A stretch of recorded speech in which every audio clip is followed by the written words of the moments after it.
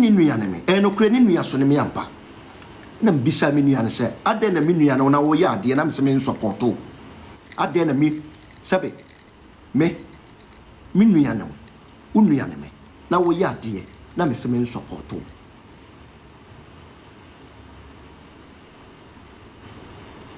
Yes. You know what happened yesterday? You know what happened? Ubisi mama live. And after police station, me call baby, me do fianado. That's the reason why I'm mama live no. And you say be a BBSC, and until mama live and run. Dabi. The way I know my week in run. Na me intimate na say me baba live. But me who say buy your friend check you. Aba betena social media say me ya mama woni wo police station say mama mabusu apani din mama mo Roman father din asem ni nyina so ye tro kontompo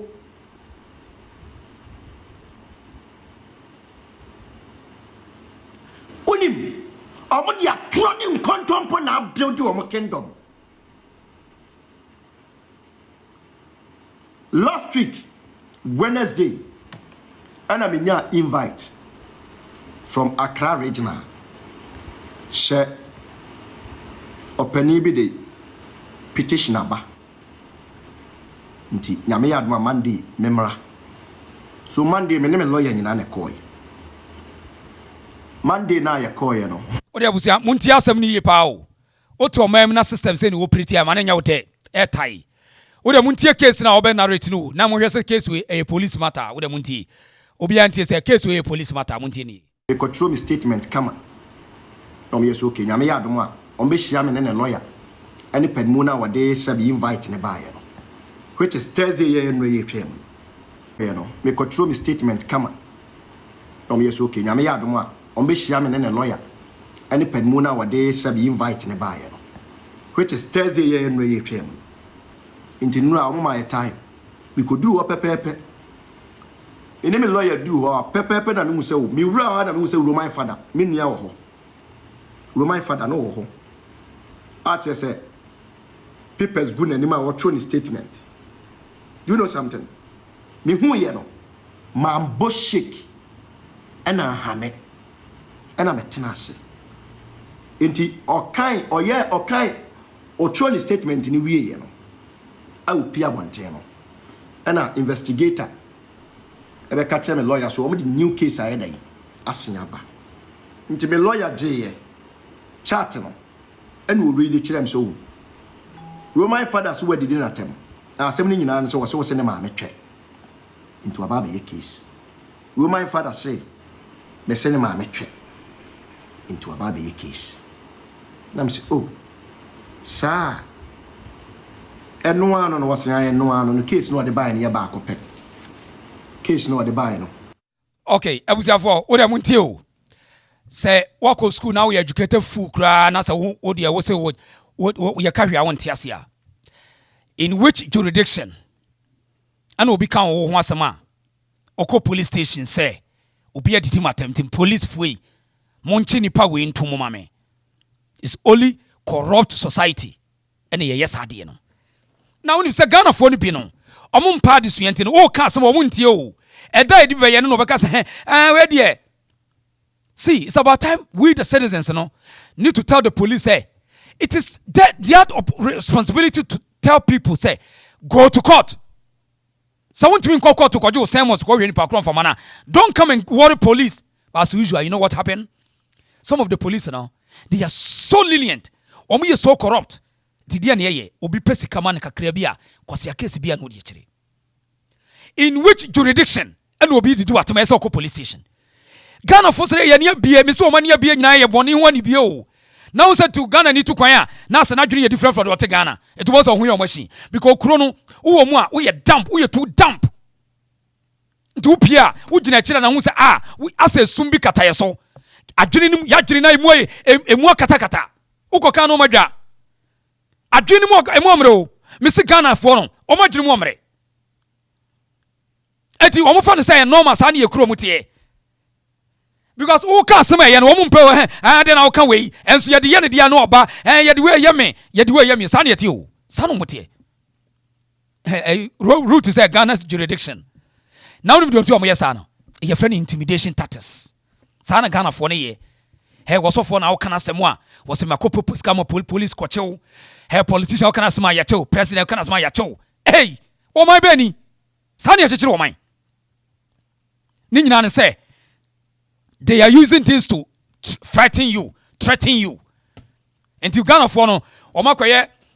Media me dwene me ho to obia sugunu mu kro no motim no obia sugunu mu to bokone nani age anu wodi konkonsa comedy but say we are free to say we chastise obi and say we criticize obi no dabi di ani man no because unisika obi betu sika ma police ni na ya police for intimidate o eti was say okon Roman father wo makoye case adaya what did na tem say ni mami baby enti police in cheno ni emfa ne court man wey eti ase yani ntida wo ekuro no yani entida o mo yes Ghana for yes yani ate yani me so mo bua wo na do mo do obrocha ya hwe awura ya mo bedu ahwe o mo ni kaka wo do ja nkuti nkurase fo abakrom na yo sa brofu timi trick Ghana ban for at any time o mo trick o mo sa because adwenu mo pesa o mo pesa adwenu be ya adwuma sa wo Ghana no wadwene ya adwuma pe ho ahyi obi anadwene ya adwuma bia no Ghana ni mpana sem ya pese ye wo ya taba ye kan wo botiri koli sa anti na ego mugu kro mu sa no endo mugu no tiro obi atwi di Ghana ni adwene di agoro no because critically Ghana for nya critical people o ma dwen wo fom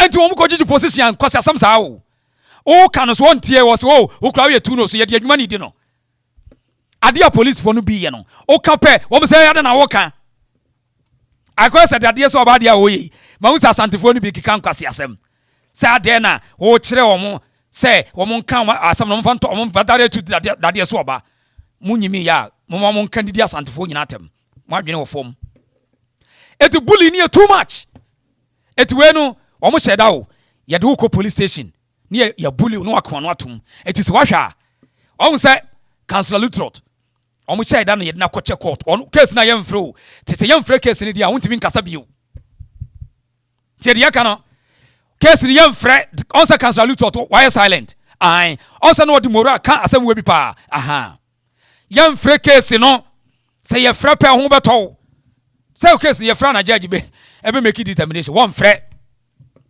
on fro aha to was say yakon no atom sana system ni tie Anse Councillor Lutrot ayedin anso ayedin aha because what's am court I want me nkasa eti ebi no person omde ye ho ahin no because omo so soja obusa critical questions and some no obisa bisa no obi obeka bibi kire bia dan jimi fo nto omadwa omo obeka asem bia fa lumba omo kire ye no sabre nsam ahu ahin bisa no amo omadan ye jimi fo nto ase eyo omo hyi eti ya omo tetewa na oka asem ketewa bi na asem no kra police and ye de ugina police because police no duka daya.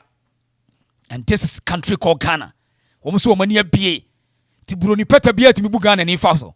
Cause odru baby ani bie wona no wadane wa yesa pete no.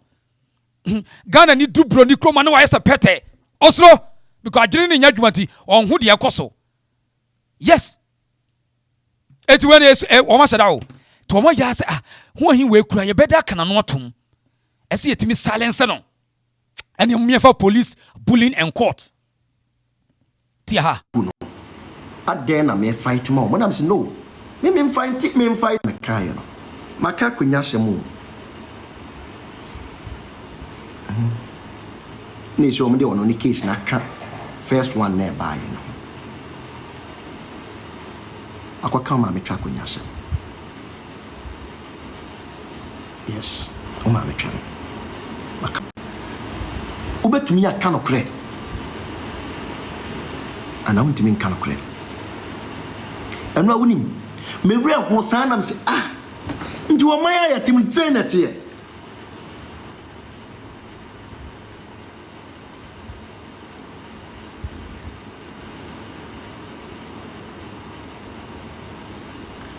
Obi about you say a lot. As some of the choir no video back open what they buy. And one the na me bolumba no more. Makra mo nyomono. Sa video no na me nua ide buy. say video no na brother the buy what the buy any video no omde kire me the share video no the share video no ingina ne so aseme se na ma metwe ti e kokot na abusuapani brother bi we a very nice gentleman obisa ma sem say team illegal na agu aka 10 minutes agu 10 minutes na agu no aden na me fight ma mo na say no me fight my team illegal there be o me platform your friend is CIC odene ho me platform no at the C Ghana o dey cover lawyer no madam Jai fa komensia fa kokope ahemkwafo wo o de chama gina o gina ha sei enema wo mu de bia ye ntina ba ne mmani abre no me mafamu a ntina ya ne mmani abre a me try say ye be public education. Now one day the people can stand against the police. Yes, anima no. On the case of kanka we na police mum na di case we court. Why? Busa on say dientia. Dientia. Say ya na nya sika na e control affairs a. Eye dey na police na di case we court. Say wo na esa wo court one kasa no. Na esa wo na ko je sermons na de bre nipa no. But as usual, obi etimi nim police no amani sika. Obi timi ma police ka say koye case we mame. Enti Ghana fondi bebre ni nti yo. Hey mu mpanimfo bebre no ma dwen wo fom.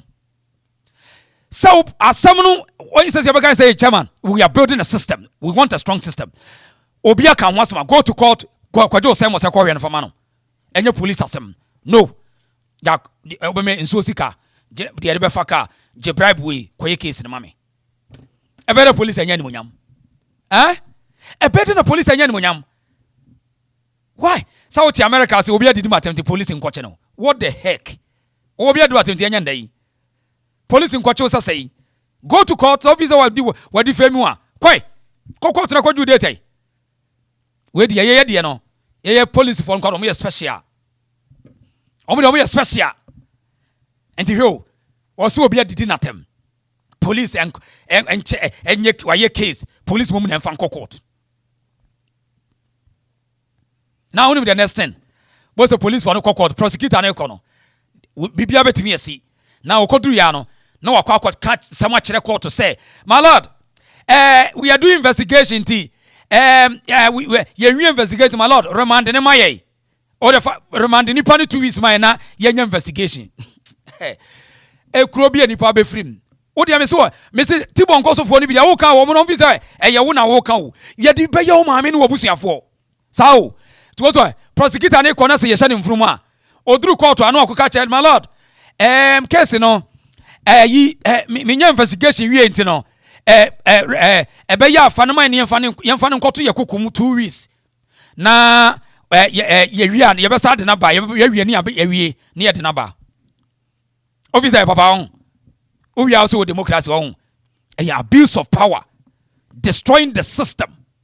It is strategy ni say ye pekwa bi suni de nipa na kotum 2 weeks obeba no na busuafo betunu fo ni bibia ne niam bebre be sei na wagya asamone ka on adwe wo mutrim ti se omu di nsamfo a they use the system to abuse you said ye be ya wo be silent na wo mo di wachi nyina no nyina madane agimifo it is system na no mo operate no nti Roman father no so hu system say u de hian say wo sika ubenya police ni jimi fo amane di aye case dia am afio bia ma sanity. And you think that you are building a system on say yakachi on say adanin krase fo wiase nyina adanin krase fo ti Ghana ni kra du Bangladesh kra na ni sultan adanin krase fo Ghana ni du Bangladesh kra na ni sultan yeah na ni sultan because obedru on system no e dawo pefe obia nyobia we de ye de no wo sika e na wo ye bema ti wo mse sika ne bema yeso ye better system eti asisi tatis we no enyeje so enya de papa ensem bi se ne enyeje so na one day omdi bi be yew one day the table will turn around and omdi bi be yew and what's up obia person protect no obia call law school obia join politics obia yesofo said the be ya system no betimi escape the system. Nti omo di bɔne a they don't want Ghanaians to talk about it. Omo mpɛ sɛ mo bɛyɛ critical discussing matter. The matter no. Nti yɛ pɛ sɛ mo nyina mo yɛ sober, damp. Na mo yɛ din. Eti na abrochefo bebre Ghana fo mpa omo asɛm. Me enyo omo amu didi atem basa da bi. Enye no asɛm. But Ghana ni okana dwe bia no omo mpa omo asɛm. Because onim sɛ enye ni sika nye ne ka na emo ubu no but wodi nsɛm na you point the things out. Ghana from penisa ye de ne ye katakata bone so ye ne mpanifo no nkoda nyina. This is a ridiculous, terrible society no ekosa stage na nye Jane Jane na te say enyo eti omo pekwan bi na ho ahi no eniema bone Tupac ba ke kan ye niema omo ye ne social media so woni do ayi Dadiesoaba eniema omo ye ne internet ne so no eno no omo mpese obi ya beka ho asem. So quickly no eso omo collaborate na yes omo silence ho ahi no ye kana no tum nti ka me kra mete Ghana ko betra me bi ba me madwene no eso chen wo mo amu eso chen wo mo amu sawo to bia no o te Ghana penda they will come after you wo mo sa ukuta moral aptitude so betimi afire pe now they need to shut you down. They need to shut you down. And they be no dey ohun ahi no. Nti quickly no Tupac ne Roman father say police for obi adidi matem etimi sramon kana na ntem mame. Entronti o eyo mo hyi say ade na wo discuss matter no. Ensama ai hu ahi no otimi kan bi ni. Po. Hwe omo court na ni. Odobro ni di kan ko file. Omo boy first one omo boy gu. Second one omo boy gu. Yemi say file na ko file or file there.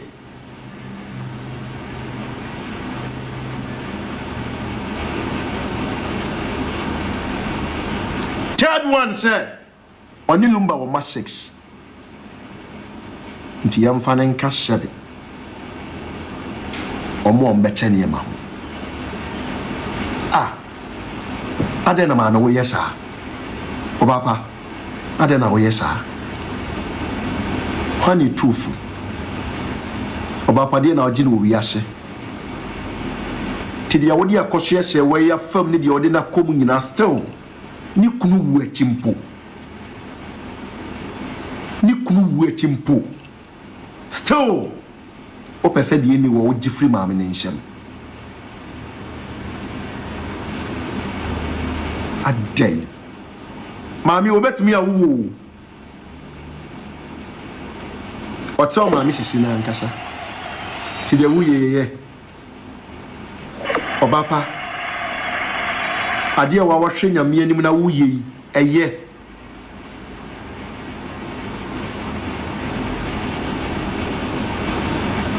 Watimi akofile se. Yemfa wonka sebe omo beche japade ne ho. Ebusua pani no so yeso no so akwa file se yemfa ne nkonko ka omo beche japade ho.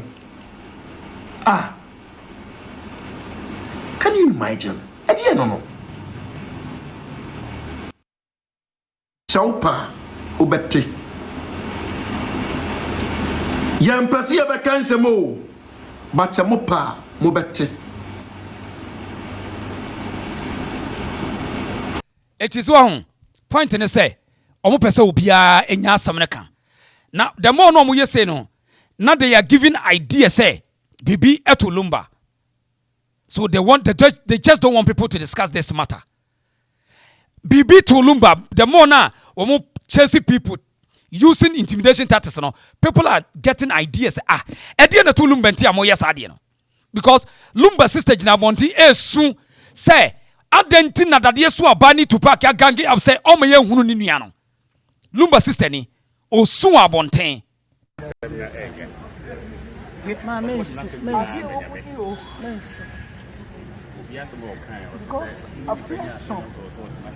Say am so we kura nka ye hu baby ye sie no na bi kura wo flower bi a ho de akwa akoto ya tie mo one good year ni ye nya wo bi entie ye sufre What you want to do now? Chance to make sure be no more yellow. Chance to make boy be no pa. Into more way. Oh. More way. More chance of one, more way. Oh.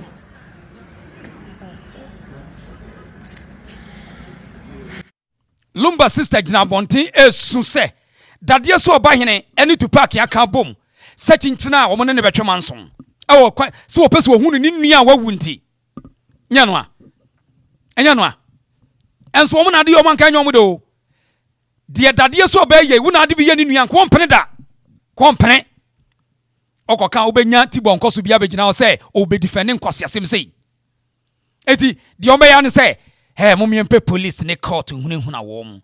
Na yen silence wom. Yen silence wom. Yen ka omanuntum because we don't understand say yen se Ghana for the nkoma Jimmy adan asem wo maso mbare sa. Awu se do muti Ghana for ase. Ghana for the enke yenim se wo ma dwene wo form wo munya aduane dia no mo wira fi asem aye critical eti den asem we di wo maso sa ye ntiase ti de be ne say ye bibia na enye ye dia we should use the police and court to intimidate the people. Mu ye failure. Hey, mami nka asem we nkyere mu amota mu amofrefra mami akoso abempoma na mu hunahuna no mu be ye very steady. Obi bia no betuna tena hunhumi aye bibia kuma ame no apart from so physically obi di ne car be crash no ana obi be ye ni bibi ambema no do a poison ana say ebebo ni tuo mu amote wona mo frafra ni hunahuna no enna bibi be ye no enna wo pekura won free Ghana en obi bia no eba be ye no. Hey, some of you should stop that nonsense. Some of you should stop that nonsense na mo di fear e hunahuna ma ame no munya sanse mo no mu waduru amunya duro kro na Tupac no won ko kire be osi elumba enye maame na mo de pressure beto no so san honhom sam ni ndiama bi na mo keka no resource wan ka mo ye nka ye hu mo me anwe ho maame na di ya o mo se hunahuna no na don ko hura na we bi be ye no ene obi bo mo obewu o mo tirisu no mapampa so samu amu claim say mo do abusua na mo ye yesa no. Stop that nonsense. Munya semo no Antongo trate no. Yeah, obi krati we ko frena. Wan ko free Ghana and wan kwa ha and obetimi awu and obi bibi betimi bibia no abaye no. Bibia no abaye no. Adona boni ya yeda sa no. Omu nyina fidie no musunsun. Omu set traps nkwa. Mu wonru anka kuro na esi, mu wo bibia anka kuro na esi wo no. Any the air you go on. Mummy and any yakan will be Pia will freak up my mipper poma threaten no everyone on the piano. A die benya information was obey your best on.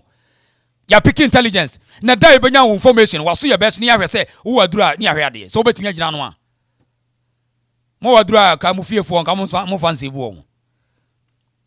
Almost from my meaning what is all this nonsense? Adi omu ye physical enipa dwem pone no omu hye adwuma tia maame no we de sunsun be na tibe de yi e de sunsun be yi e de na obi wa obetimi ai de. Now de tia ne say subambone no Ghana fo ni bi ye na etai obi ni nua be ma awu mo se ye mpene ya gang up na de ha me ye ankase ya de nyina Dadiesoabahene. Dadiesoabahene involvement no very terrible. Na ede eka twetwempa ba be ku aka santeman ho. Ede na interest be na ye nana no wo. What is his interest?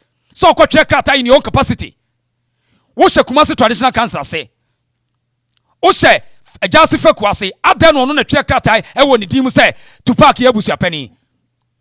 Ye question ye bisa no nana Dadiesoaba Ade na bonti publicly o challenge anasa o pese o disrespect na pa akoso nyene adentia ade atumi nkoa eno question na ye bisa no o ya santini ya bisa ho se nana Dadiesoaba o ye bigger than pa akoso nyina na enti ade na nana pa akoso hene esi na busuafo se ade we no support nana Dadiesoaba ti twa krata se o twe nana no ano wo fom adentia ade asemo nana Dadiesoaba ade ade atumi nkoa na wo.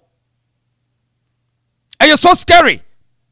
ɛdeɛ tumi na yɛ nana dadeɛ so aba wɔ sɛ yɛwura brempɔ te sɛ paako so yɛne te sɛ sɛdeɛ ɔno teɛ na nana ne sɛ n'abusua ma sɛ waka ne sɛ ɔsɛ wo no wokyɛnyi n'ano asɛm saa ne yɛyɛ no ɛdeɛ tumi na yɛ nana no wɔ leta yɛ Kumasi Traditional Council de ba abɔnten no wohyɛ aseɛ bi woyɛ part of Kumasi Traditional Council ɔmo state no ɔmo clear sɛ status quo remain dadeɛ so ɔba paako so yin da so yɛ ne hene but sɛsi yɛ yɛte yɛ obia nu a ɔkɔto paako so hene eti sɛ na waka asɛm na no asɛm ontumi ntu na no asɛm ngu fam nana ada na woyɛ saa onso bɛma Ghana fo na didi yɛ nana no matem ɔmo di atempa wo nana dadeɛ so ɔba oni yɛ na wo yɛ no wo ma Ghana fo na mpɛ asɛm no di atem efi sɛ paako so hene ɛna de na busua waka asɛm na busua ma wontumi mfrɛ kyire ɛnkɔtwerɛ krata ntu na no asɛm ngu fam because wonim sɛ bia wɔyɛ soft wo dia wo yɛ wo ma yi wa no na dia wo yɛ no unsa yɛ challenge na wo challenge no unsa wo kyerɛ ne sɛ onyo bia yɛ to yɛ wura brempɔ te sɛ de wo yɛ wura brempɔ no wɔno aka asɛm na busua mu a ɛyɛ dɛn na dadeɛ so ɔba wotumi twerɛ krata sɛ wo na wobɛkyerɛ de wɔyɛ busua pani wɔ na busua mu na na adai na wo sɛ si yɛ wo ka asɛm na sɛ obi tu ano asɛ sɛ bɛyɛ wo ya na no yɛte a ɔmo di asɛm ba w'anim na wo se wo na wahyɛ date so wo nkɔ ya papa shi bɛka yɛ wo ba abɔnten sɛ wadwa lie wo mo de camera bɛsi w'anim yɛwura o ma kwan ama manfoɔ ɛtwɛn ba highway ni so na no video nie wo de camera bɛsi w'anim sɛ adan na wo kasa na papa shi abɛkyerɛ na dwen ana sɛ abusua na kyerɛ wo madwen wo dwa lie na de wo yɛ kɛse kyɛ paako so hina na yɛwura sɛ papa shi na abusuani bia bɛgyina hɔ sɛ papa shi na abusuani bia bɛgyina hɔ na waka kyɛ sɛ 14th March ane belum bɛyie no ɛntwa yie sɛ abusuani bi ana papa shi bɛgyina baabi aka saa asɛm no ntu kama wiase nyina te sɛ ɛntwa yie na yɛwura mebusa wo ɛtwa yie sɛ paako so hene wɔyɛ brempɔ te sɛ wo a watwerɛ krataa abɛto abɔnten in support of the family umfra busua no mu fekuro no no bɔ ɛnyɛ na de si adeɛ so omfiri wabusua mu onhyɛ wase wasa yɛ audio de ne voice abɛto abɔnten ne nyina wopɛ sɛ obu na nimti adentia ntia ma sɛ krataa no wa na wo ma o lawyer kwan sɛ ɔntwo ɛwɔ wudini mu sa me na me ho fa me ntimi na ntimi me kuma sɛ me kan sɛ ma sɛ me kan nti wo na wo da no sɛ wo no ma tumi sɛ lawyer no ntwo ɛna ɔyɛ ma me no president court o ma me mo nti bibia mu na wo sa hyase sɛ wo ka ho bi wa sa hyase sɛ abusopan wo ta yɛ ma me ne nnuama ni na chi sɛ onsi fo I'm support o bibia mu na wo sa hyase sɛ wo ka ho bi wa sa hyase sɛ abusopan wo ta yɛ ma me ne nnuama ni na chi sɛ onsi fo I'm support o now asɛmwe ne paako so kuro wura no ɔde bɛto dwa na de so ɔba adai sabi yɛni akunya bia bara nsɛm na wo ka no si yɛdwene ho adai wo na wo paako so akunya no ɛyɛ wo dia paako so akunya ɛyɛ wo dia aseɛ ne sɛ yɛnte aseɛ now sɛ wo se wo na gyase fakuo no woyɛ fakutere ma no a yɛbusa question ɛnyɛ wo na wotena asɛm a ɔhene ba media bɛka sɛ ɛnsɛm bi ɛhɔ bi a mahwɛ akante ayie no ɔmɔkɔyɛ no yakɔbɔ paako so ɔhene amaneɛ no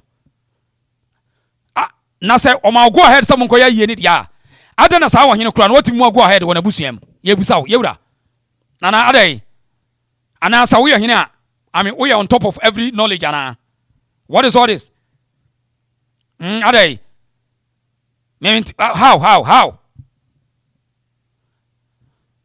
o se mo koy Tupac koy ayi okobo ni wura mane ye pa akoso hene okobo na mane sesei because oye the head of the family Tupac abusia pani nya bigger than ohene no this ohene ne mane ni nhira se mo nkode a ade ene de opesa ka kire se sa ohene no oni ano se obetumi abless ada abusia se mo take decision na ade na wo yesa na yewura ye de yadwene ni fomo se nkofo bi no madwene wo fom na sabi wo bi yade o mutimi musa no questions a yente sa ibu asante ye do asante ye asante fo but yentena se mo bi nchi asante bibi am ye nyedin And I'm someone who say, Asante the will of justice is slow.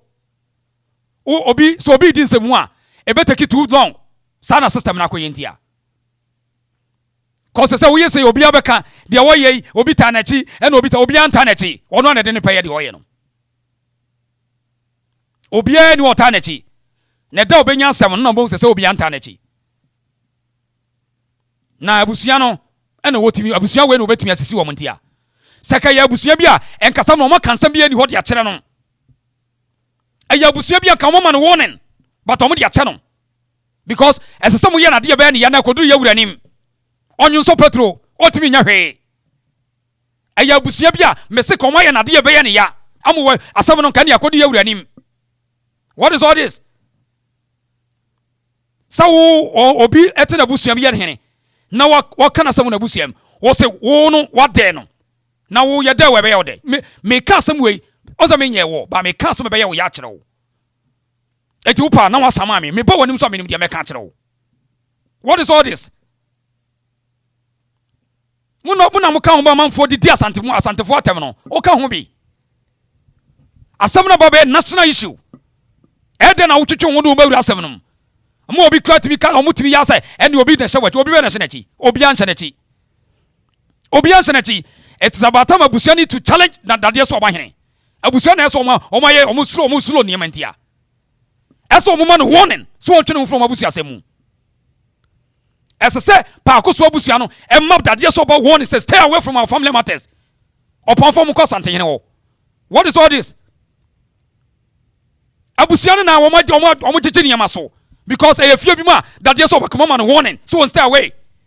Wo justify ko amu hia no. Enye justify ko na chicha sante abusu bia. Justify ko no mo sa won sante hene. To mo pam ko sante hene wo. What is all this? Asisi ne too much. Asa wo mo hu sa abusu no wo mo mre dodo. Wo mo mre. Na wo ye Dadiesoabahene wo na obehye obi abusu ma no. Wo na obehye obi abusu. Ah? Na mo double standard na mo kra mo ye no. Eno na mo ye ni abre no because mo be ye mo be ka kire ye say mo involve pa akoso hene na obi a waka ntoma gu no so no wo involve no dem. Ade ya dwini so ana. Ade ya dwini wo form. Ade ya dwini no ade ye timi nwina na. We can think. We can think. Ya wo ye no ke ka ko ben hia chia me so dodo. Kwaye di omudi atem. Mo na so men hia chia me. Because asante for the bino so no woman asisi ni chesa wo adwene bia wo mti wo fi se de wo yedin mu wia no ma be jira samanfo di asante for atem mu nye serious problem ba bia free ban we need to stop that problem ba bia asam ni free ban no stop it that thing hwehwa ni mu ko adai mu ye hwehwa ni mu no wo ko ya ye ni de abusuapani ni tumi ncha wo hene okoya yi no kobo hene na mane na ntamo nso na kobo na mane na ntamo no so obi ntamo no so no sabi odi awo ntamo ye didi agro na wo kan ntamo go bisa osa akobo na mane wakoda we ti aso odi udi beka yesie me mo masem we da hon de ye betimi ato aso aka on se nsem bi se no enye obi pe obi asem sa na asante ya mamre ne amane no etie entine ebusuya panyini edine de ma so waso dom pa ebi free nsuta ebi free pa akoso eno mo nyina aba but there is issue bi a ekoso metimi de atudwa on point blank officially dana pa akoso hene ya bona mane ya kwase na yi no nti onso eye aware selumba yi no baso on the first no on the 13th of December on say na mentemi ho asakra bi ho na mpanimfu apinu machi na ma wo say busu apanyini to bia watu o asokwa o claim so ya santiri ti aso abrantie yi kan abrantie we every day was in the source Dadiesoabahene de mano every day wo asokwa wo gina say me ye wrong no tie de wo ka no na me wi a onipa wo bi a wakai odi a wo ntamagu no so utimi kokose ne se ya kose no ukose ne se de ho ade mo nkwana mo ya sandefo obi a wo si wo kan ntamagu so mpesa odi ne benya bibia ye ukose ne se won koye wutiri so na wapampa so ti asama brante we ka we one report man Dadiesoabahene besi ne Dadiesoabahene ma abonten ti ha as we speak me source from Jassy House and from your friend say Nana Parko so hene mi wura no hu na me bom mu ase oni se mi ntina han kan samo abre mi nim ya bona mane officially ya kwose no on say on ne da ekona busuani nyina no na asem yenka ne se ususu se ana ya asempa ya asem trudu ya yase no yes suggestion David ya bona mane me kase ya bona mane a next say abusua panyini kofi usu one ne mpanimfo on say abusua panyini wo nsuta no nso ababi okay afa abusua mo ntie ne yo me ansa na me strike bia no me hia enyina so akodai se abusua pani kofi usu ene nananom a wo mo wo sa ayie hyehyɛ nim nyina no wo ma se paako so hene wo ma se no ono ne kan yo o te se Tupac abak say onyo ne soma no what is Tupac ya bia bonten so onyo ne soma no nti wo asokwa na wo gina comment section wo say menti case na se no wo ya santini papa ti ha afi ye me the double standard na sa won ti asante asesem ase na say odi e won tamase a wonya ka yegura ntam go obi so a sa nipa wo so e donkoni sa so onyo obusuani nti wo de ne wo kwose ne ye say onyo wuni ana onyo wo se now strategically wo kwose no kira say asem bi obi amaka in fact be making it clear say na asem kitinkiti bi wo ma hwa aka ne nyina nti wo kwose no because oye hene na wo abusia pani wo bigger than you to wase no wo de nshira man wakoye yi no and said the same abusuani mo no abusiafo no nso dodo no so about make a decision and wonam so ye trade nti no wo sa say mun go ahead me nsasi mo so wo be gina bonte say ni ontimi nya sa wo mo ye sick, you are sick in your head obi a wodwene say bia you are sick in your head double standard hwehwani mu say amugu asante ani mu asesa no na mo ka say obi a na agimi on enipa no a wakantam agu no so onya de hye no wo ye donko no wakantam odi a wontam agu no so mo mama koda be ka kire wiase nyina se mo akose na yie na asem bi obi a mo aka after yie no ena na busuafo no bi se o mo busuapani no mpeso mo yini gina nkyɛn because waye niema bi ene de okɔ se wota o mo akidi a mo se ene de ontimi nyɛ na mo ka se enkwasiafo on eti na Dadiesoba we need to challenge him say onya santini nkyɛn obi a se wo ye hene ne nkyɛ se wo ya santini nkyɛn obi a no way onya santini nkyɛn obi a. Now we need to challenge him without insult or any allegations. Ye you see one kasa nsam to challenge Dadiesoabahene.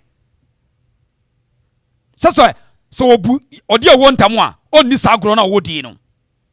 Because akodai beka yes we say muni Tupac nyama kwose paako so hene. Na akwose ne say obi a waka ntoma gu no so ye kyiri kokwa ye di ni ma. Mo amu ye santefo no. Ye kyiri kokwa ye di ni ma. Ye bisa questions na Dadiesoaba. Wo kyiri kokwa betima di ni ma.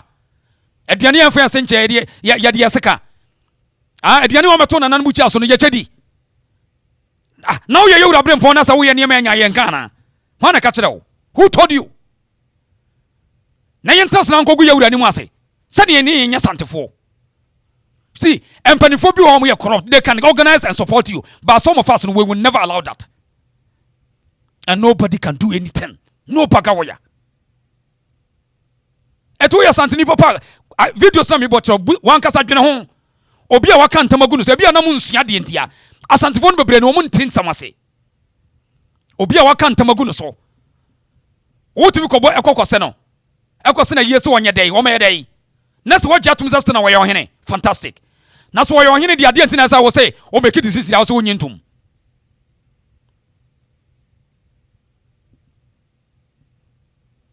asukwa o minim sa wo ya santini me ya sante wade je won me de number bi ama me pesa frame sesi ai na misinformation kro na wo mo de ama me no me pesa oboa me je number na frame sesi a men kasa won frame hwe me de number bi to comment frame sesi a na mentie asam na ye ka no de wu nim fisa me menya nyansani nkyɛn wo bia me wo menyansa me de ti asam ase asama me kyerɛ so wo say something is different na me pesa oboa me why asokwa obetumi afrɛ sesi ai ye nyina ye sua de ye nyina nyo ohiri mitina we santini ti asamba na fa santefo ho a we all need to interrogate the matter without fear or favor asuka mpacho frame sesi awai why you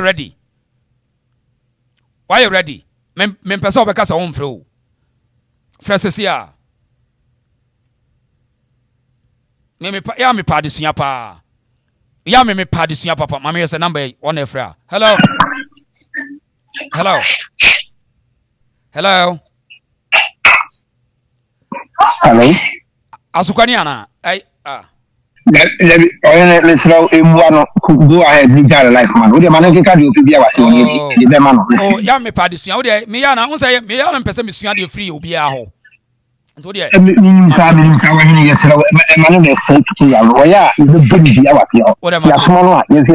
Mate. Yo. Wow. We need to learn. We need to challenge them penny for not to disrespect them, but we have to challenge them. And just who mwadi o. Hwe na penny for to say bank that dem o. Hwe. Etina sa ahimfo nyina no mu ni ho ye ne ho. Now we are weak, I better take over. You can't take over. We are weaker, you can't take over. Eti question is say, material evidence e say, na Dadiesoabahene ene ne akoda yi say, omakose pa akoso hene.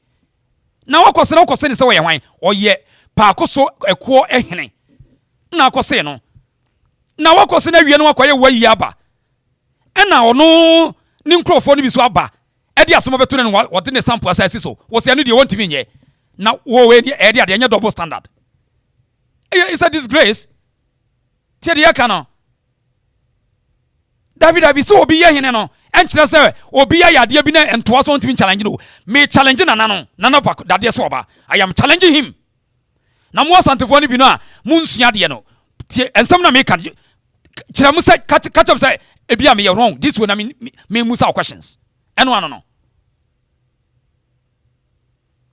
na ukoka yewurantam go bi saka se yewurantam ya agoro ne edidi won na me metoi tema ukoka yewurantam na wi asani nipa na koton sa didi wo ye funny emsa grow woni so emsa wo fie mpanifo ni ho now nana Dadiesoabahene any capacity oni any capacity ono obetimi aka de bai mese wo boa ontimi entwe pakoso hina no ngofam da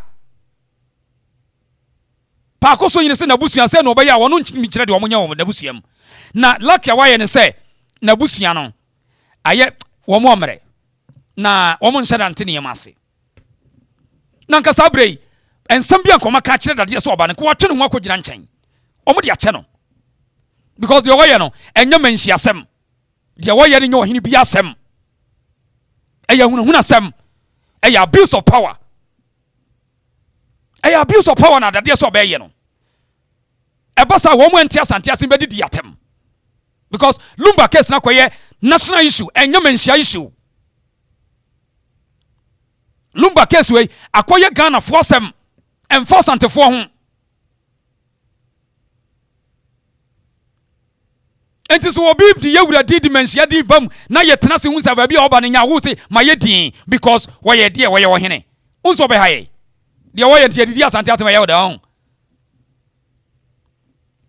no obi na di na busia obi no ye hene wo ye brempon na busiam wo make decision said wo make mam wo se ane de wo ntimi nye na da me ye jimifo na asem ma je atum no me ntimi nye ntum sa eti ye na ye sere no wontwe free case nim na asante din enwonto no Dadiesoabahene should stay away from Lumba case no on stay away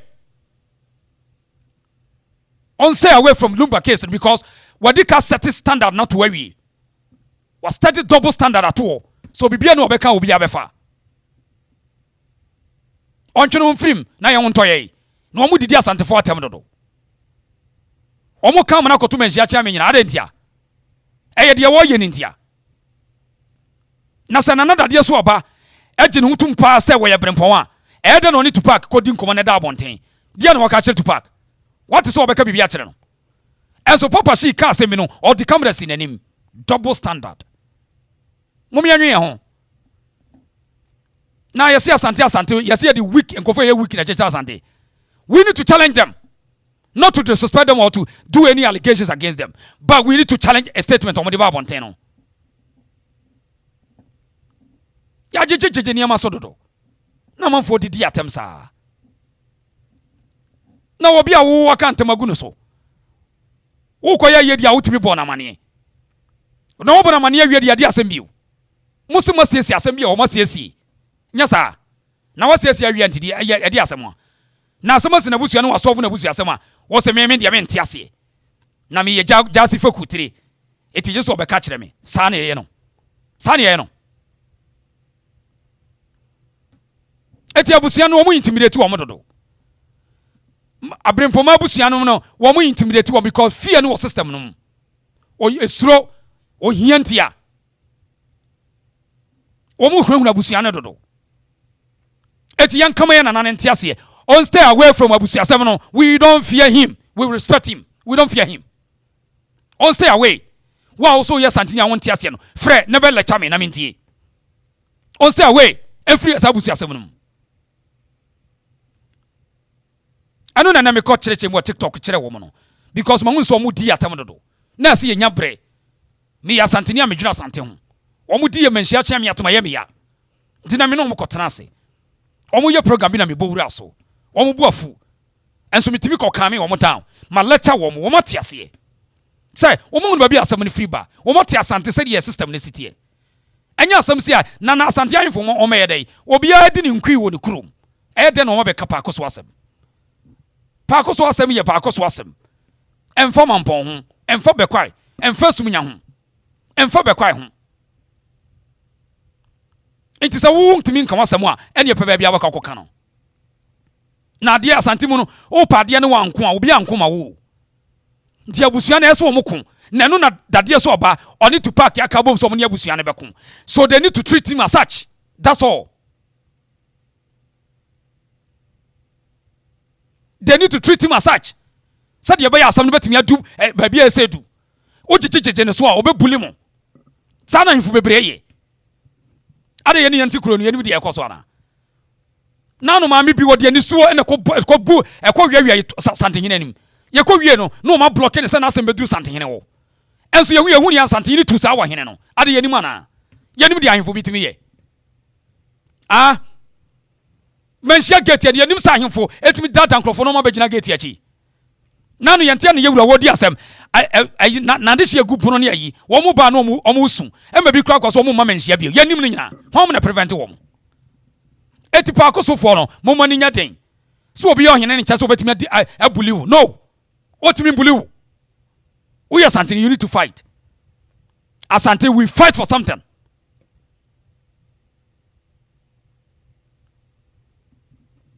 we fight for something we need to fight for something asokwa wadwen e wo form ti asokwa wadwen e wo form ti de America no wadwen wo form e na wota akoso ya se wanti na asem no o pese de e ka nyina ho pese obeti ase ubie wadwen ekosoro a de America no obeti ase ne da omudi bi be ye no obepese ode hye ba meka bi ma ho why wadwen wo form o ye type of asantefo no bi na madwen wo form no aye kasa muntie na de mu niwa ne se o pese da bia ba bia nyina ekoye nko me nya otwen me nya odwan why I am a lion which I can stand on my own ti de America no Tiria meka no wadwen na wo fom o ta akoso ase wa ebebo agu apampa so because enya akoso ase wasem de wo ye no de na nada de so abaye no entoyie eno na ye ka ho asem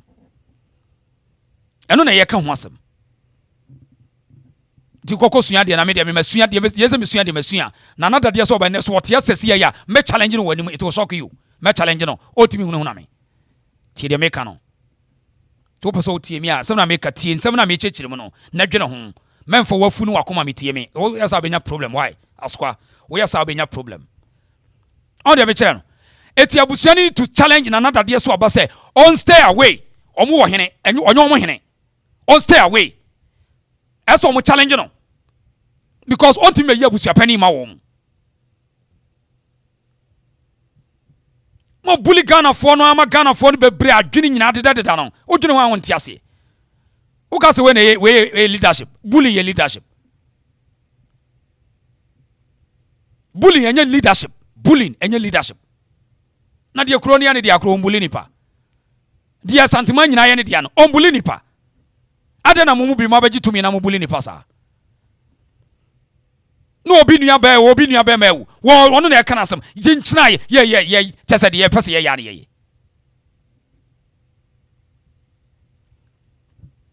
na akodi ye di menhia hia me atama wo se sa ya wo ya ba bia see wo ba bi na ngusie wo ha hwe ba bia ngusie ni friba ne kodum no yan kam ye na nane ntiase ensam no omo de nyina beto adagya ya hunu ni nyina wo ya ti ni nyina otime ka hwem obi ansesa na dwene eti e better say onyini hu film na nkoye say kotwe gyase na akotwe manhia na akotwe yewurade na bambi yesre no pa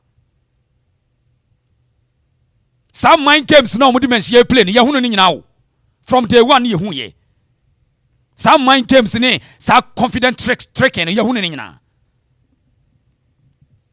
edi enti sika mu didi ansanda eya mo koda mo mini sika to mo yem Ghana for penny for ye bisam mo koda mo mini sika to mo yem edi adia ye nya sika nya na wiase ye ka mo obi recognize mo na mo control bibia na mo me anwen and we want na pa akoso hene say na say wakasa ne ho mfa nti what ne wan kona na say court me man lawyer responding to pa akoso hene no man is restriction even though so ye jasity but the warrior no obu nanim tia say kono so bu nanim tia no one warning say one stay away from nabusia no on tia say on fa no kosante hene wo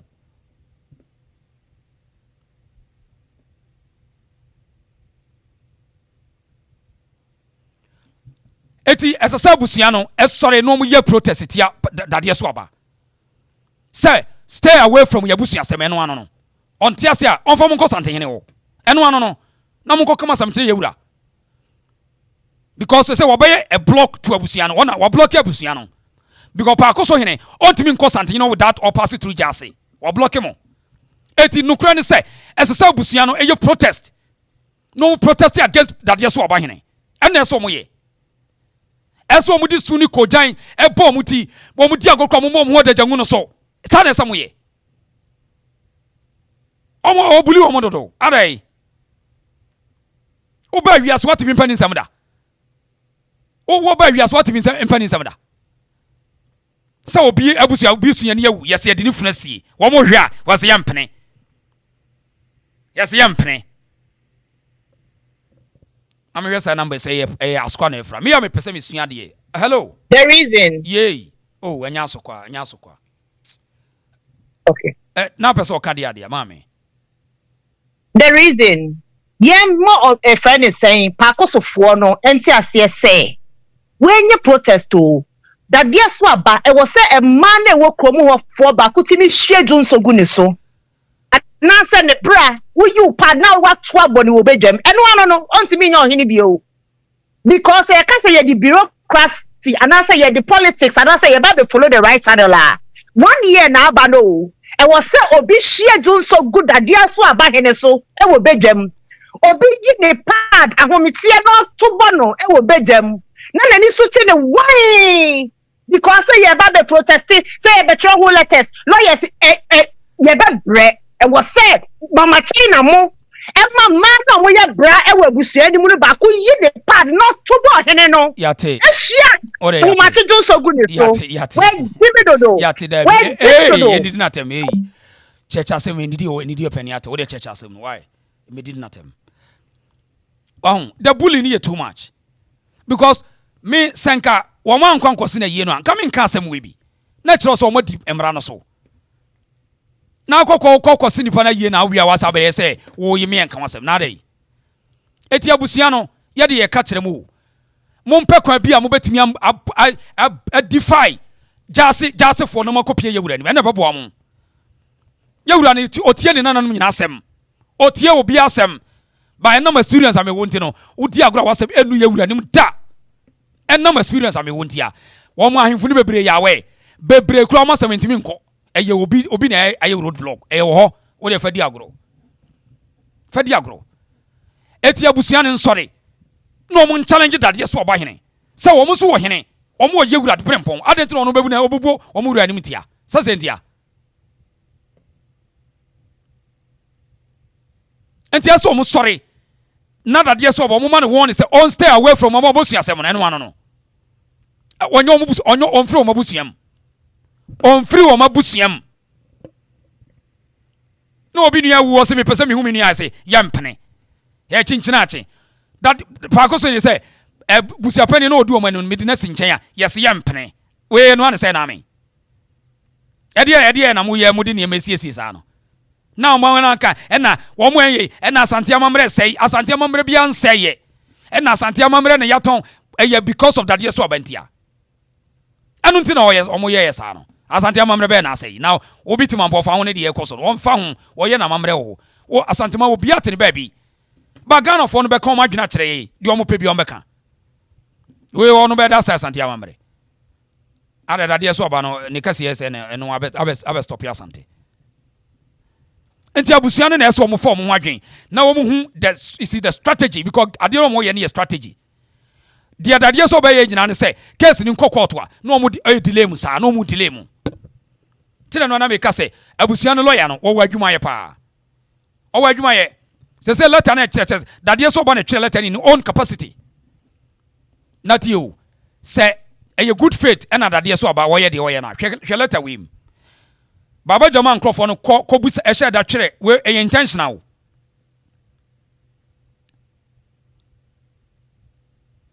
asokwa onya wadwen so obefre fio oboa hwe dade nana dade Kumasi Traditional Council we Menshia Palace official letter and omo twere to in response to inquiry bi dade Baba Jama lawyers ne twere no sa na adwen kese na nkomo kope asembia tie and omo anya sa letter we binding. It covers ahimfu nyina ehye Kumasi Traditional Council say it mumusa say eye den na Dadiesoaba ono nko akotwere letter in his own capacity any diabolic Kumasi body no a Dadiesoaba jase chase no body we no jase kontre akwamu chidom sumankwa tese abren wo mo na wo ha sei wo mo na constitute this Kumasi Traditional Council so question is say Kumasi Traditional Council twere krata telling obi obebu so omasem say when paako so nkonwa asem ede na wono mo ka say ye ba bi ate no ye nya busu asem ne ye ka na emom ye nya nte so obi claim so ye busu apani Kofi usu na wo so aka ntam odi ewo ntam agu na ne hene so eno na da ye nim as of you speak today sa asem ne wa ha ye apart from that ye nim bibia bio ede na wo kofa ho ko twere krata foforo ye diabolic because they no mo pe wa ha no wo mo anya nanko mu pese yenya menshia letterhead say Kumasi Traditional Council letterhead nanka abeshem said you ono ko twere ye no na we asanya diabolic aya intentional nzo mu di atem asa o medi atem sa ba letter we anka esatu bibia letter we eno an wo di kokoto ahwe nim enso so wo ma seda because they are playing games e court. It's not me say paako so lawyers no omo lawyer o wadwuma ye pa because objection as so resi no striking scatter be out as what tier santi system na say wo hini bia no betima tam ye wura ntam asem dia ba court obia en ho santi hina sem yen kan o court santi hina sem yen kan o court enti asokwa what say or represent 30 chiefs as a leader no kokore krata no twere so ka say or twere krata in behalf of obi a kokore konekore e na bohu se krata no twere o twere ono ankasa ni dim konekore why now Dadiesoaba wo ye bigger than paako so nyina na munsua santesem yi enye just nana pia o momianwe ho enti sa Kumasi Traditional Council krata yi anka ehun hia se Dadiesoaba be esabe yi nanim bio because it covers all of them omo secretary registrar and atwere we watwere cover obia wo hye body na se ntia den no nko asa no sa akọ cancer foforo it tells you something ti yewra Ghana for no me challenge wo me kura me challenge wo because they wo ye no wo mamanfo di atem dodo o mo di atem mo di atem dodo asukwa so be Fred ya me the number on fra me fa number ne ma why so be fra me the number ne be ma so on Fred ya me fa number ne ma why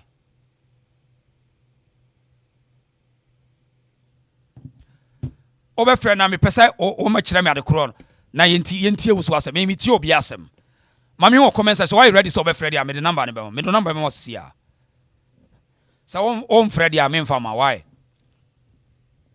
inti ade aye nana na ye no enye sana na kro ya wo Tupac na de na chi no Wahini mua uya ya utima ababa we ebo wano asem no wayetin. Dadiesoabahene mua u se kwase se aboa e ka twa asetem.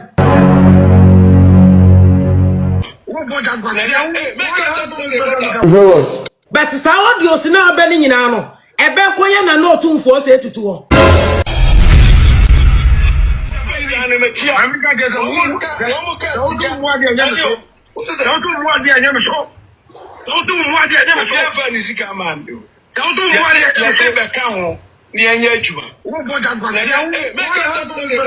Dadiesoabahene mua u se kwase se aboa e ka twa asetem. What you say begumi a eneme ya de ntimi view me nu hu adaje. But sawo di osina obani nyina no ebe koye na no otumfo se etutu ho. Wagenda be a was set to be an me. Your phone is with me in America here.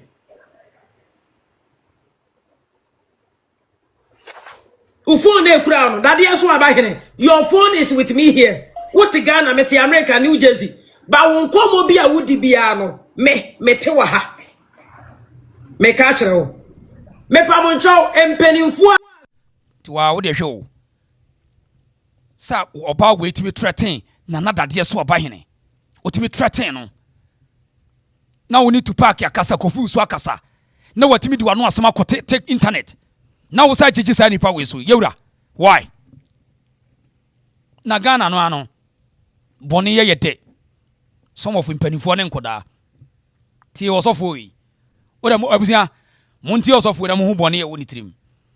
Asisiye nti oda hade. To her legal wife we Ghana akoma den. Sir. En kodwani sakuo no eno na obi nim no aya ena awale egu omo nkodwani wo mka awale engu ta lokre omo nsu na church oba no kwan bone so a wonam a odi ko ja awale sa yenja awale sa dangerous baby omo ye nyame aduma du a yehum awale kura na ye ni age no yese mo to her legal wife we Ghana akoma den sa en kodwani sakuo no eno na obi nim no aya ena awale egu omo nkodwani wo mka awale engu ta lokre omo nsu na church oba no kwan bone so a wonam a odi ko ja awale sa yenja awale sa dangerous baby omo ye nyame aduma du a yehum awale kura na ye ni age no yese mo begu nyame enu ase mo kam ho mbom na mo nya jimi no amen hey enembre hwa mo ma baby omo du 18 ni adi sa mo ko ja awale obi nim hey to her legal wife we Ghana akoma den sa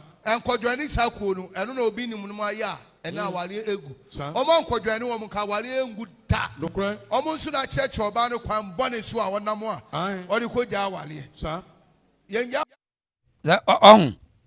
asisiye ho no we osofo ono so monka ye sofo e ya kanokre enkoka se one wife one husband men koka sa na wi a watwa for ba no say wo say koware wo boa wo ya sapo ye tibon koso enkotwa tro enkofo bible emegina ma yehwehwe ne mu emetwa tro akotwifu yi ya mon kanokre say ontimi nware one wife one husband o tom ya mon kanokre asa bible na didi ho no o de bible no etwa tro ye one wife one husband wo wia no fa kire say okoware akotwifu asefo akotwifu ya mon kanokre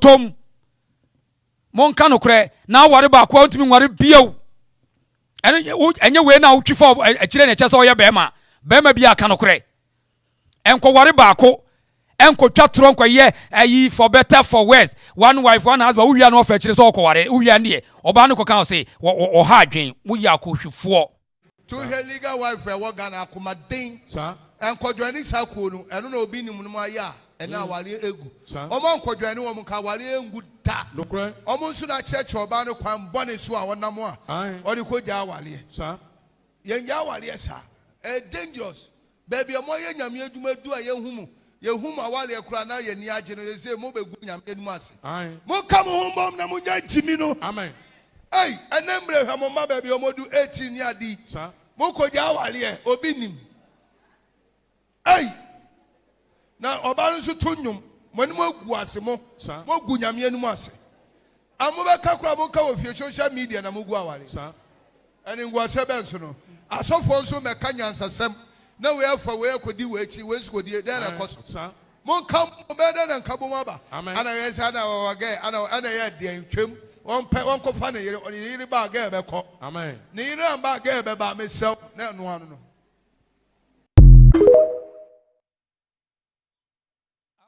on akojifo ne tatis no chairman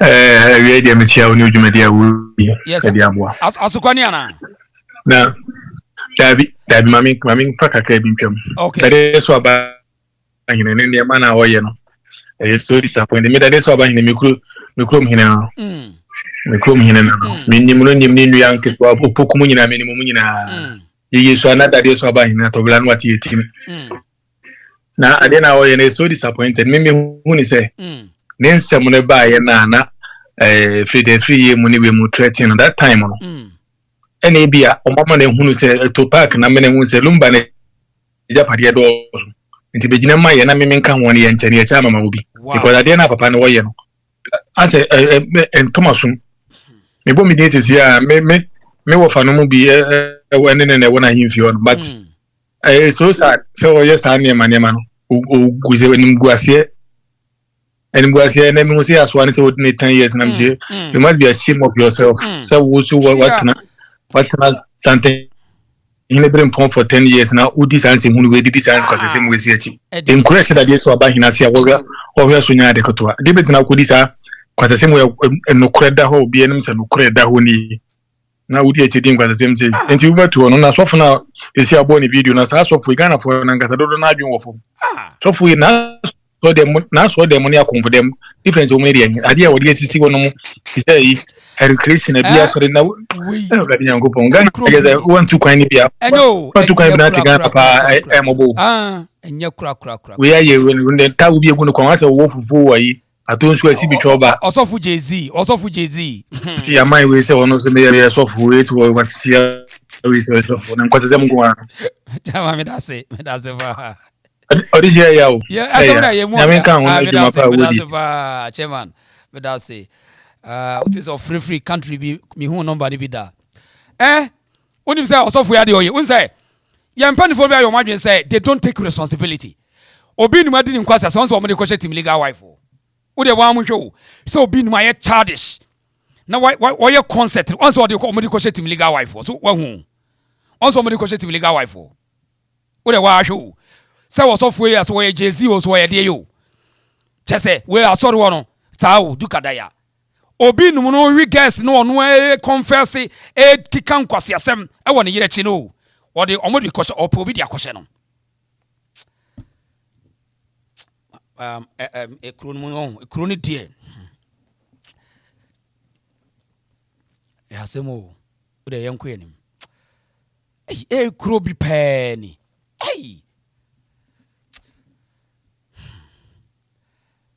ya santwa asemo ekro bi ya be frame asem papa ono odi ni nsamfo no odi kosoa obi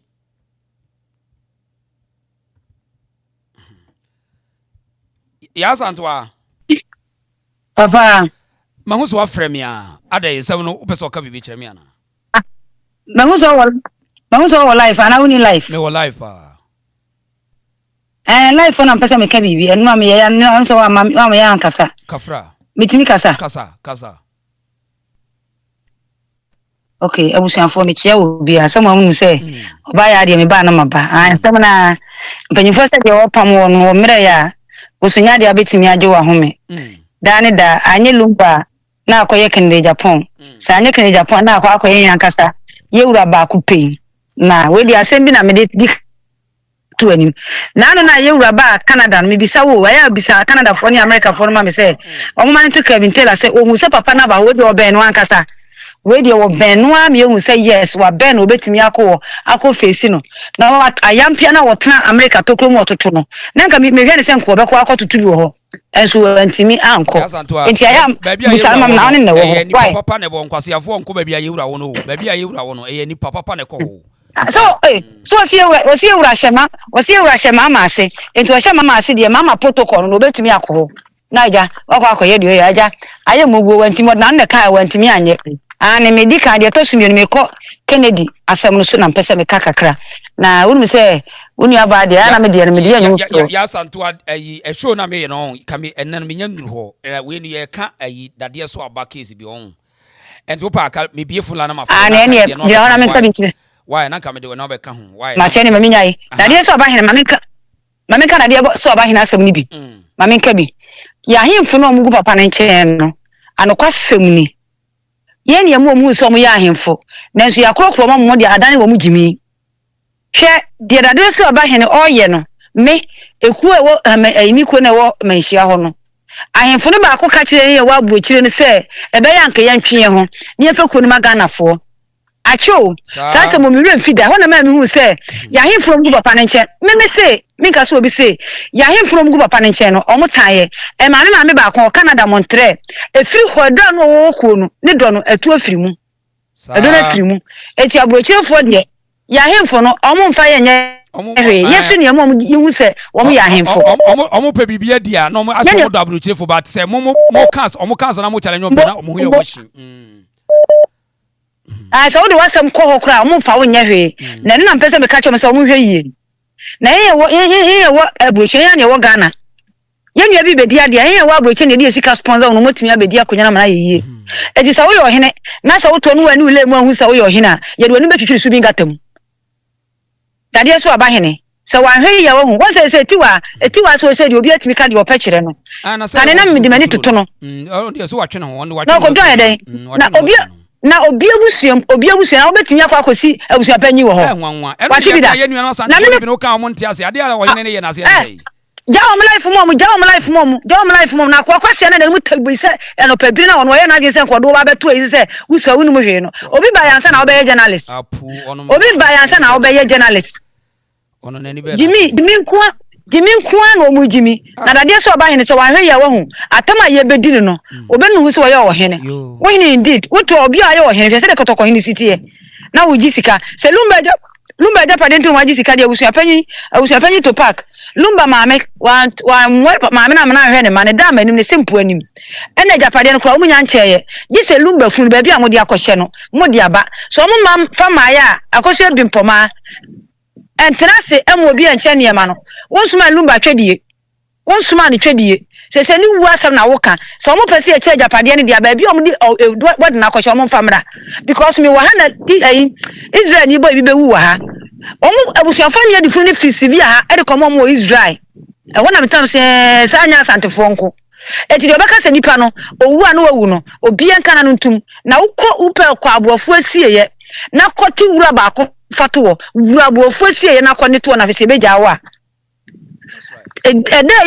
ade ya ufu da no na me ba na me prapra obi de ye kọ ne maame na busua na so e ho kyan obi fie wo Ghana ye huru ho ye de ye ni ade huru awufu ayo Ghana na moto no obi wa nipa no wanya awu awutia me ntone ntwene basa e ya wo dia enka be ye wo ya mesisa asante su wati ase asante abusu wati ase ene mpanimfo na ka o ma no atum ena de wagi sika wo ho adi selumba body na nyina bia nipa kro so wodi sika ni bia anya na sefo sa akopum se Kristo no obeba wohini bia na se wodi no kurato no amfa no kurato o ma asam na afini amanfo guso o mo kwan no sa wo hene nyametu omo kana Dadiesoabahene de na numa begu as na nyama ya asam no enkakanka be kwa kotokotoko hene na so na to ne na so a eno odwuma odi bedinu budi 10 years wani ngu enye di na kra na won kra na menya o papa na me fa amate oba ya santo ano me ana menu ya ba no mate mama na kasa kakra mpacho mo amaka wure munya bote me bie phone line no etinye so obi ani sa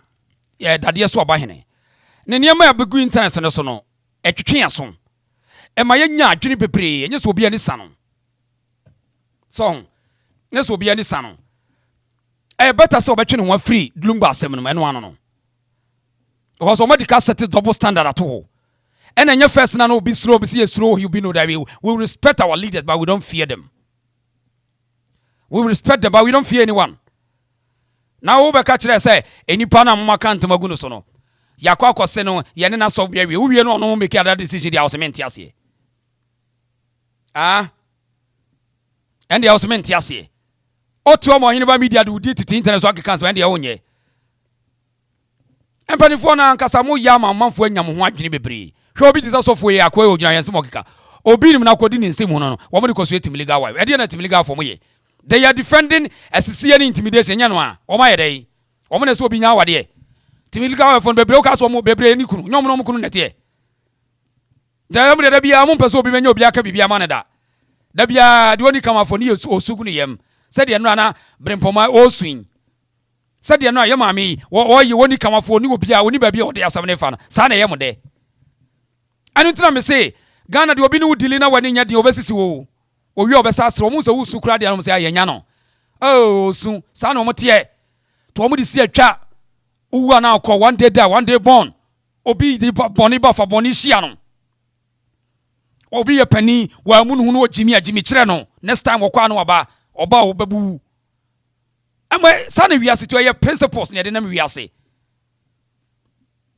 obi threaten what dika kunu kransa na wabe obibi because boni ye de do Ghana for boni ye de ye betimi adi wani am wasu na wasu agum na wawu ebi za do mo de maame no di o mo de yabrim poman ye tete na bibi ye wa yakasa ulu bibi na akun se ya no mo pe o se ya no mo pe na wo ko sofo we akwa we so sofo jezi o se we sofo sofo ho anwan yo se sofo bobo kala o wo no obi nim no di ne nkwase asem no se obeka so obi nim ja nkwase asem no se Ghana ni be responsible no wonpe o wo de ko shetim legal wife for na tim legal wife na ka so obi nim onkotwempra kwase ala se ya kuro bia yetim tim legal wife for na suma se obi nkotwem obi nim enko reges no nsa meka eya na asem bobo dam empanifo bi kojimi pe no mu po obi di akohye no udwene wa wonte ase Tasem Ghana phone telephone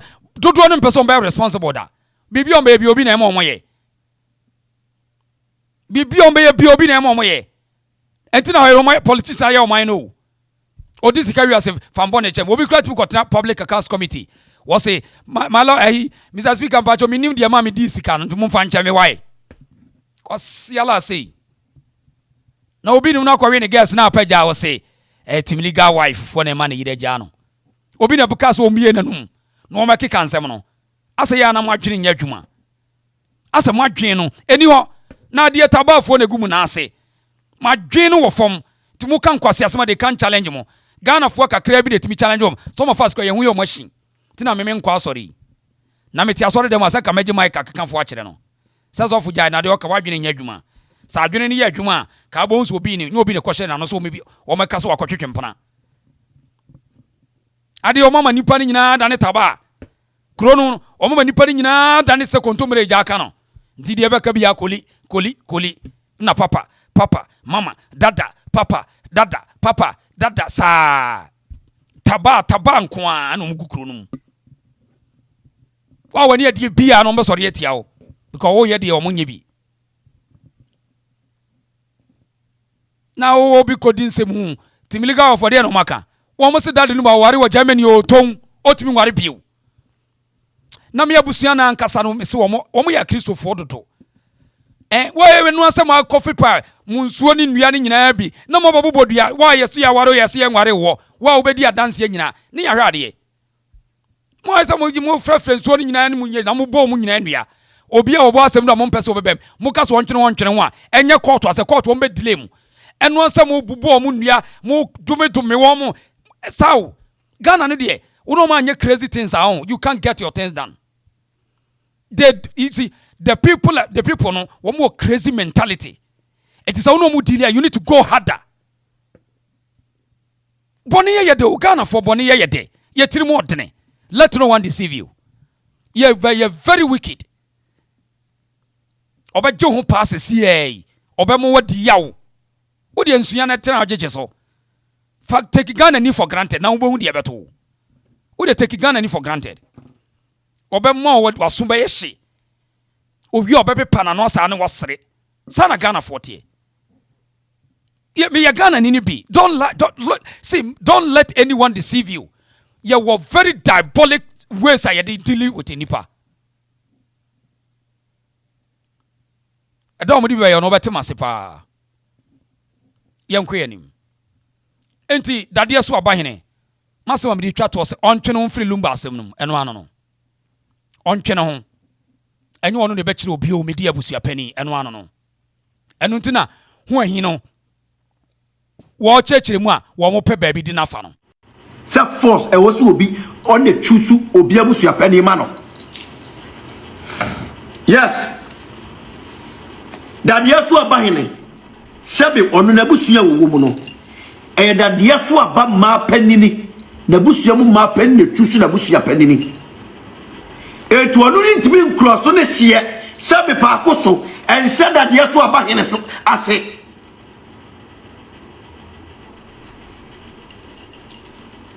eti letter krono ya ba kwa details ni ya educate ya tra mamre amane anase a letter ibisa questions ya tra amamre ni amane anase letter